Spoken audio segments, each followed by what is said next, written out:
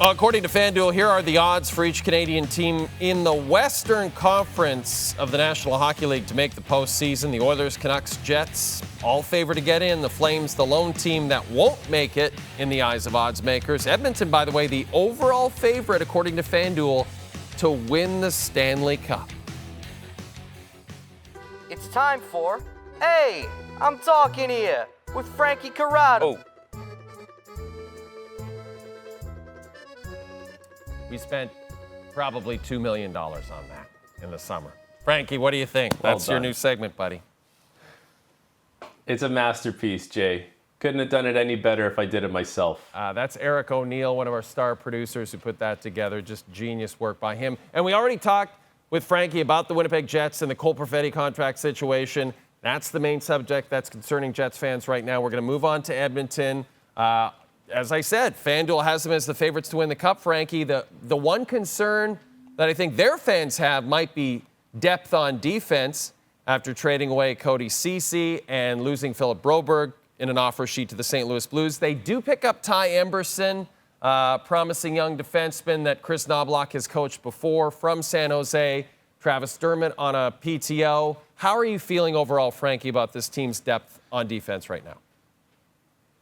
That would probably be my only concern for the group, Jay, is, how does that decor hold up as is? We know as the season goes on, they are going to make changes and try and make additions. And, if I think about a team that's trying to win a Stanley Cup, I think about having some grizzled guys back there, some guys that have been experienced. And, you lose Cody, Ceci, who, for all the flack that he takes at times there, played a lot more good games than bad games as an Edmonton Oiler. And, not having Philip Broberg kind of turn into the defenseman that he can be.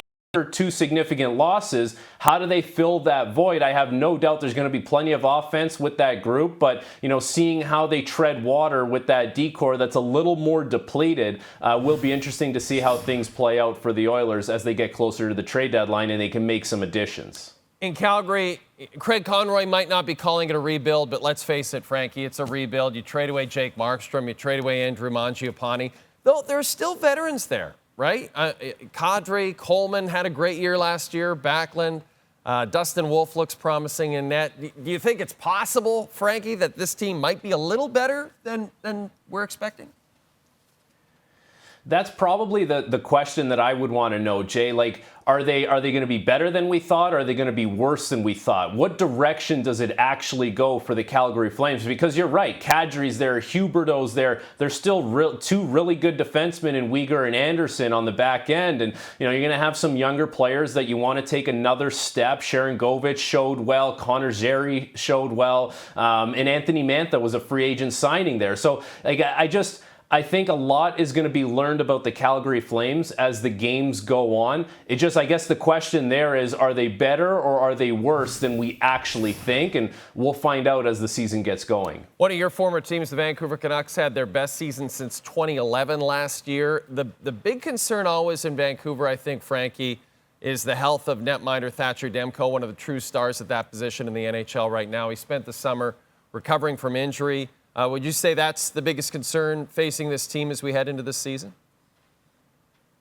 100%. That everything goes through Thatcher Demko. The success of the Vancouver Canucks has to go through Thatcher Demko, and he has to be ready and available to play come playoff time. I'm not going to say that nothing else matters because ultimately you play in a competitive division and you do have to get to the playoffs. And Thatcher Demko being in the crease will be a big part of that. But something has to give here. If he's got something that's lingering, something that's nagging, they're going to have to do their best to deal with that. But also not just deal with it, Jay. Make sure this isn't something that happens this year and next year and the year after. Try and make sure you can put an end to it. I'm not sure exactly how you do that, but the team's success is going to hinge a lot on how available and healthy Thatcher Demko is.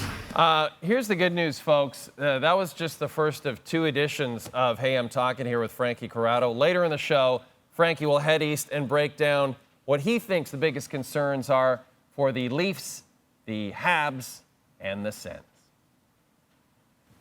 But first, this Sunday will be the start of the final WNBA playoffs in a 12-team league. Next year, the Golden State Valkyries will join the league, and then in 2026, the unnamed WNBA team from Toronto. For now, it's a race for that 8th and final playoff spot.